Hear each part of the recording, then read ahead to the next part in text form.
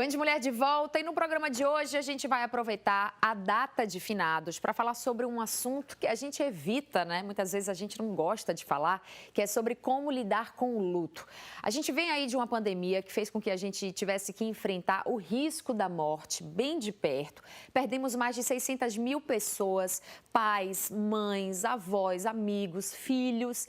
E o vazio que se abre quando se perde alguém é algo que dói. Eu sei que a gente precisa aprender a lidar com isso.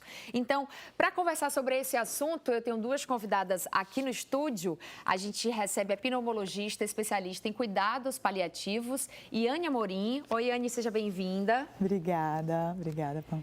Aqui comigo também a psicóloga doutora em saúde, Ana Ragazzo. Oi, Ana, seja bem-vinda. Olá, obrigada, bom dia.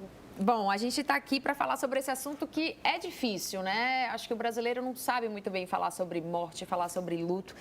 E eu costumo dizer que a única certeza que a gente tem na vida realmente é a morte. Mas ainda assim, Ana, é difícil se preparar, estar pronto para lidar com esse momento difícil, né? Talvez isso nunca aconteça, né? Lidar com a morte é algo que a nossa cultura não tem uma preparação. Por mais que a gente fale que é preciso, mas é um longo caminho a se fazer, né? As pessoas que estão enlutadas, elas bem sabem o quanto é difícil quando se trata de perder um ente querido, né?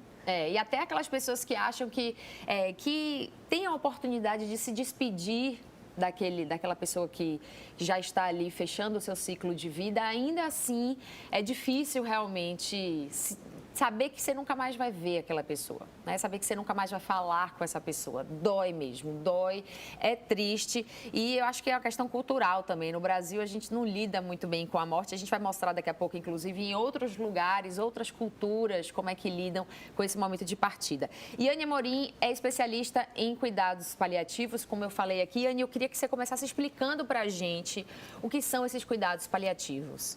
Perfeito. Os cuidados paliativos, na verdade, são uma abordagem que visam o cuidado ao paciente e à família. Sim. Que estão envolvidos num processo de uma doença ameaçadora da vida.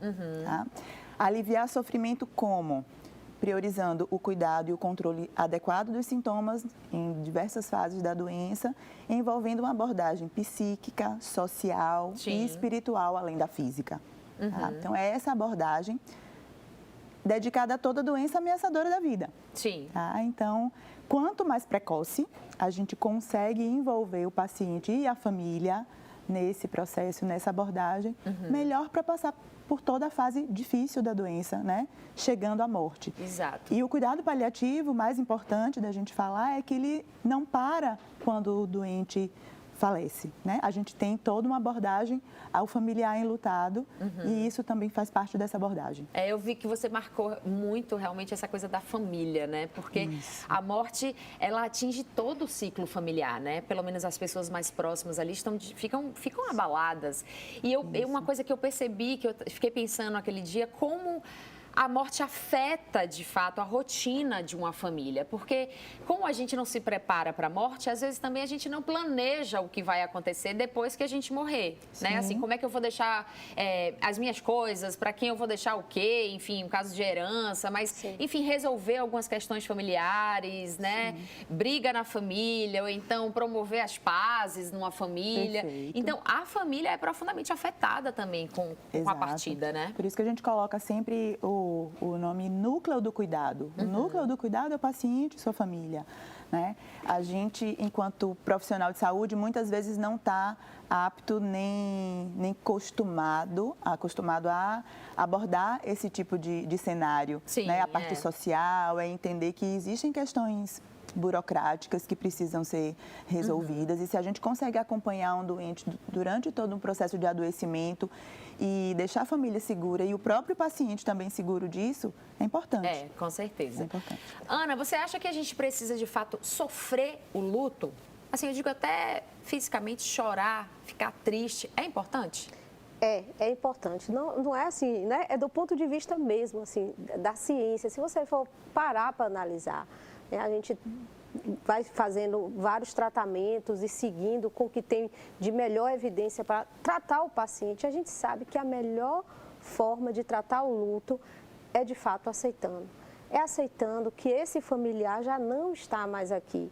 E aceitar não é se resignar.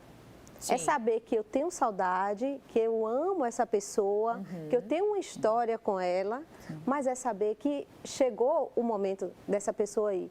E tem até uma metáfora, né, que a gente usa muito no consultório, que é dizer assim, a vida é como um muro. Sim. E essa pessoa chegou lá, você também vai chegar. Né? Então, assim, lidar com a morte do outro é lidar com a nossa finitude também. É saber que também nós faremos essa parada no muro, e esse muro, quando chega o nosso dia, a gente para e não dá para saltar o muro, porque é o nosso momento de finitude mesmo, sim, né? Sim. Agora, você acha que existe um tempo saudável para viver um luto, assim? Depois de quanto tempo com aquela pessoa sofrendo, realmente deprimida, triste, começa a ser, assim, preocupante? Então, existe a diferença, e aí, que é a tristeza e a depressão. Sim. Então, o que é que a gente percebe? Que o familiar, quando ele perde alguém, ele vai passar por uma profunda tristeza, o que não é um diagnóstico de depressão. Mas muitas vezes ele é tratado como se estivesse com depressão. E aí entra as questões da medicação, às vezes de uma medicação que é para aliviar algo que não vai ser aliviado. Sim. Então, por isso que é importante a pessoa vivenciar esse luto. Cada pessoa vai vivenciar de uma forma.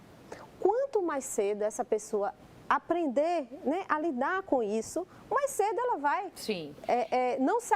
Quer dizer, ela não vai deixar, o amor não vai passar. É isso que a gente sempre trabalha. Ele vai se transformar, né? Vai se transformar. Exatamente. O que vai acontecer é que, assim, esse amor não vai passar porque você ama aquela pessoa que lhe deixou. Você continua e continuará amando. Então, por exemplo, uma das coisas que a gente trabalha no tratamento do luto é justamente dizer ao paciente sempre: lembre dessa pessoa, desse amor, o que você viveu, o que vocês tiveram de bom, o que você aprendeu com essa pessoa. Tem gente que, por exemplo, evita, né? Não quero entrar na casa daquela pessoa, não quero entrar no quarto, não quero mexer nas coisas, quero deixar tudo exatamente do jeito que aquela pessoa deixou, né? Evitando realmente. É como se, tipo, evitasse tocar na tristeza. A gente tem muito medo da tristeza, mas a tristeza também ensina muita coisa pra gente. É exatamente isso que você falou, né? Aprender com esse momento. Eu acho que esse aprendizado vem muito com a tristeza. Bem forte aí, eu chamo a atenção, inclusive, dos homens, que é um problema muito sério, né? Os homens que não lidam bem com seus sentimentos, não choram, e aí vai acumulando aquilo dentro de você, acumulando raiva. Esse é um problema muito sério. A gente já falou desse assunto aqui no Band Mulher, que é a masculinidade tóxica, né? Que vai privando esses homens de sentirem mesmo, de expressarem os seus sentimentos, achando que por isso eles vão deixar de serem machos, assim, masculinos. Essa é uma questão que a gente precisa também cuidar. Mas, ó, já que a gente está falando aqui sobre como as culturas, né, lidam e como cada cultura lida de uma forma diferente, eu vou chamar um vídeo, esse você já deve ter visto, porque também viralizou, que são de um ritual, né, de velório em Gana, um país na África. E vocês vejam aí os homens carregando o caixão e dançando. Isso viralizou aqui no Brasil como um meme, tá? A galera fez piada, né, todo mundo deu risada, mas isso é coisa séria para os africanos, né, para essas pessoas de Gana, desse país na África, é coisa muito séria, é um ritual. Vocês vejam que, de fato, cada um lida de uma forma. E é bonito. Sim. Né? Eu acho bonito, de fato, porque é uma forma de celebrar aquela pessoa. É uma celebração. Né? Uma celebração mesmo. É alegria, você está vendo ali. Sim, exatamente. Entusiasmo. Eu acho bonito, por exemplo, quando eu vou num velório, num enterro, eu acho bonito quando a gente bate palma, por exemplo, para aquela pessoa, né? É uma forma também de homenagear aquela pessoa, colocar músicas. Músicas que fazem sentido para a pessoa. Exato.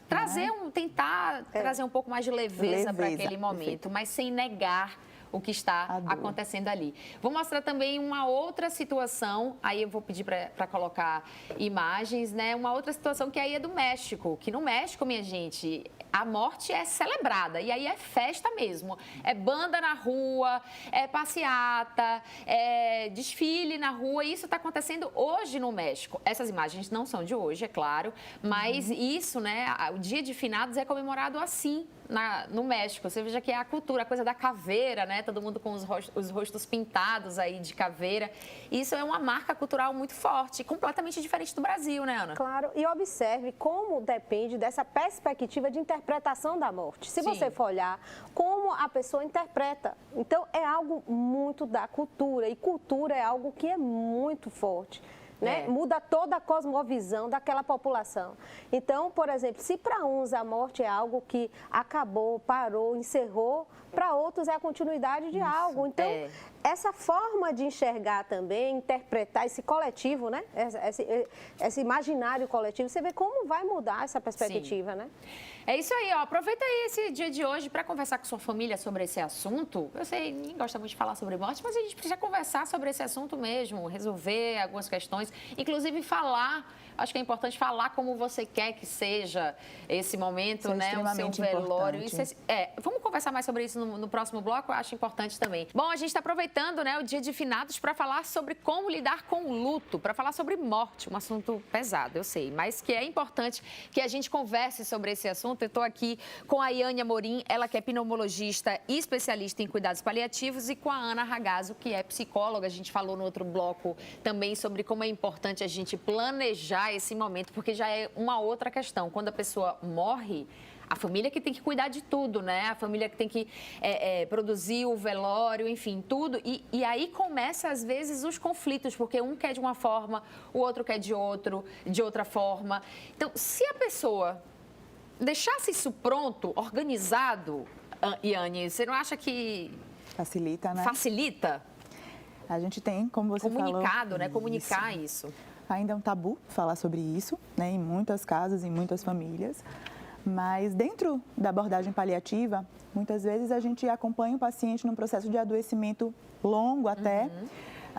Importante a gente frisar que o cuidado paliativo não chega só na hora da morte, tá? Muitas vezes a gente acompanha o paciente por 1 ano, 2, e ele começa a participar. Óbvio, o paciente é o protagonista de tudo, então ele tem a oportunidade, muitas vezes, de tomar suas decisões, de dizer como ele quer que seja no fim da vida dele. Hoje a gente tem, do ponto de vista médico, o Conselho Federal de Medicina já tem normatizações que o paciente ele pode recusar determinados tipos de procedimentos invasivos, tá? Ele pode decidir como ele quer passar os seus últimos dias. Se em casa, com a família, se numa unidade como um hospice, tá? Que pode dar todo o acolhimento. Existem, né, clínicas especializadas em cuidados paliativos que preparam, porque às vezes a pessoa realmente precisa de cuidados específicos, né? Está lidando com uma doença que precisa de um cuidado específico. Então, pense do que é... Vamos criar uma situação aqui, certo? Uma filha que tem que cuidar da mãe, essa mãe tem uma doença muito grave, precisa de cuidados especiais, e aí a filha praticamente tem que parar a vida para poder cuidar da mãe. A clínica, essas clínicas de cuidado paliativo, funcionam exatamente dessa forma, recebendo esse paciente e cuidando desse paciente, né? E cuidando da família, né? Mais uma vez, a abordagem é núcleo de cuidado paciente e família. Às vezes, os pacientes precisam, para manter um bom controle de sintomas, de medicações, de intervenções, de toda uma equipe multidisciplinar para fazer esse atendimento. Tá? E aí, como a gente estava falando anteriormente, de definir como se quer esses rituais, é importante a gente dar a oportunidade do paciente colocar. Né? A gente já teve situações de paciente internado que descreveu para a família, eu quero no meu velório, eu não quero ninguém de preto, eu quero pessoas de cor clara, de branco, eu quero o meu bicho de estimação lá. Olha só. Então, assim, a gente tem uma oportunidade de, numa conferência familiar, discutir sobre isso. A gente fala de forma leve e tranquila. Tanto de qualidade de vida, né? É o que a gente mais fala. Bem-estar, qualidade de vida. E por que não falar de qualidade de morte? Onde essa pessoa também... Qualidade de morte, vai eu nunca tinha ouvido poder falar sobre isso. Vai poder estar ali com quem quer, da forma que quer, né? E tendo ali uma qualidade de passagem mesmo ali. Exato. Né? Isso é muito para importante. o que ele acredita, inclusive, não porque a gente acredita, mas porque ele acredita. O que faz sentido. Faz sentido mais uma vez, o paciente é o protagonista. Exato. Né? Então, assim, muitas vezes a gente se depara num adoecimento, a família, arraigada de perspectivas de melhora, imaginando um paciente que vai ter toda a assistência, vai ficar na UTI. Mas eu, enquanto doente, eu sei que, de repente, estar na UTI pode não ser o melhor para mim. Eu não quero estar sozinha num lugar frio que eu não conheça ninguém. Eu quero estar junto da minha família, num lugar confortável, perto de um jardim que tenha vida. E poder fazer essa escolha é um privilégio, né? Porque aí a gente está falando de situações onde a pessoa lida com uma doença, né? Lida com situações de ameaças à vida, mas a gente também sabe que há situações, por exemplo, de acidentes, onde há aquele rompimento brusco, né? A pessoa saiu de casa de manhã, aconteceu um acidente e você nunca mais vai ver aquela pessoa. Isso é um corte muito forte, né? Muito e a gente, bruto. eu acho que às vezes a pessoa nem sabe que morreu, né? Assim, tipo, uma morte brusca, você às vezes não tem nem tempo ali de, nem a família, nem você, né? Sim. E aí... Aí vai da religião também de cada um, né? Da espiritualidade de cada um, de se acredita nessa vida após a morte ou não, se acha que o ciclo de vida se encerra ali, né? Aí há muitas questões. A espiritualidade, claro, ajuda muito a lidar com o luto, né? Eu aprendi com minha avó, por exemplo, que meditação ajuda muito a lidar com o luto também. Você tem uns momentos ali sozinho, de você focar na sua respiração, de você pensar naquela pessoa de uma forma positiva, é também interpretar dentro de você aquele momento que você está passando. Bom, estamos ainda em pandemia, o Brasil perdeu mais de 600 mil pessoas, como eu disse, mães, pais, filhos, sobrinhos, amigos. Conheço muita gente que perdeu uma pessoa na família. Eu perdi pessoas muito próximas a mim. É ainda muito difícil, principalmente porque essas pessoas morreram por uma doença que tinha vacina, né? Então, muitas dessas mortes poderiam ser evitadas. A gente vai passar aí algumas imagens de personalidades que nos deixaram este ano, apenas esse ano. Aí, professor Jorge Portugal, uma personalidade, né, da Bahia. Letieres Leite, que faleceu na semana passada, músico, maestro, arranjador, muito recente também, pegou a todos de surpresa. Tem mais gente também. Aí, Moraes Moreira, também uma outra pessoa, né, que não teve uma despedida pública da forma que merecia, né, não pôde fazer, não teve nenhum evento, nenhum velório, uma homenagem maior, assim, dos fãs com Moraes Moreira. E isso realmente também deixa um sentimento de tristeza também muito forte. Agnaldo Timóteo também faleceu esse ano, uma tristeza também, grande Agnaldo Timóteo, que lutou aí pela vida até os últimos momentos também e não resistiu. Genival Lacerda também, grande Genival Lacerda, nordestino, cantor, compositor também, que nos deixou agora em 2021. Paulo Gustavo, né, minha gente, essa morte assim que eu até hoje fico, nossa, muito sentida, porque um cara jovem, com um talento brilhante, que fez tantas coisas legais, né? Produziu produziu cinema, produziu teatro, enfim, nos deixou também.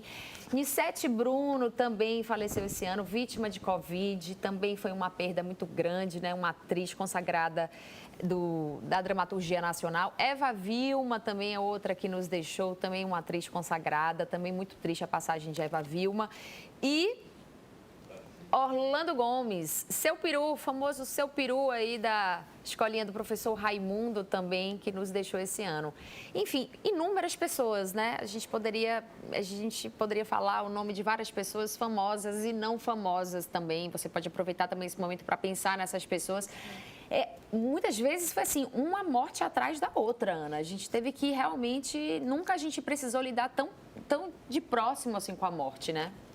Muitas mortes, assim, e assim a gente não deixa de referenciar também os que a gente não foram referenciados, Sim. Mas que a gente sabe o quanto é difícil, de fato, perder pessoas, né? A gente tem aí um aumento no consultório de pessoas com essas mortes mesmo, as famílias que estão em sofrimento, que ficaram, né? Porque se por um lado tem que lidar com a morte, por ter perdido a pessoa, é como você falou, ainda tem que lidar com as questões burocráticas, né? Sim. São esses sentimentos contraditórios daquela pessoa que se foi e também de tudo que vai junto com a pessoa, de tudo que fica ali para se fazer. Então, realmente, é um momento muito difícil, né, doutora? O Covid também teve um impacto porque as pessoas se separaram pela pandemia. Exato. Então, o fato de você se distanciar da sua família para proteger, muitas vezes não impediu que aquele seu familiar tivesse adquirido Covid e ainda assim você o perdeu. Né? Então... E tem outra coisa, por conta da Covid também, não pode ter velório, não pode ter enterro, ou então foi enterrado com caixão fechado. E é importante, às vezes, aquele ritual ali do velório de você visualizar aquela pessoa, né? Para cair a ficha, assim, né? Meu pai gosta muito de falar isso, né? Preciso você ver realmente para entender que aquela pessoa não está mais aqui, vai cair a ficha mesmo. E como é difícil, às vezes, para comunicar para o familiar e para o familiar receber nessa condição, né? A gente teve relato de algumas pessoas conhecidas de que, poxa, chegar para receber o corpo do meu pai no caixão fechado, sem nenhum tipo de despedida, realmente é muito difícil. É muito complicado. Ana, vamos às dicas práticas, assim, se a gente conseguir, para quem está assistindo a gente, que está passando por esse momento agora. Então, qual é a orientação que eu deixaria para você que está aí, que tá passando por isso, ou já passou por isso, ou tem essa dificuldade de fazer, de fato, essa elaboração desse luto? Primeiro, chore. Chore sua dor. Não negue o desconforto, a dor, é algo que a gente precisa sentir. Eu sempre digo isso. Do mesmo jeito que a gente fica alegre, e a alegria não é um sentimento que você fica com ele o tempo todo, a tristeza também, você não vai ficar com ela 24 horas.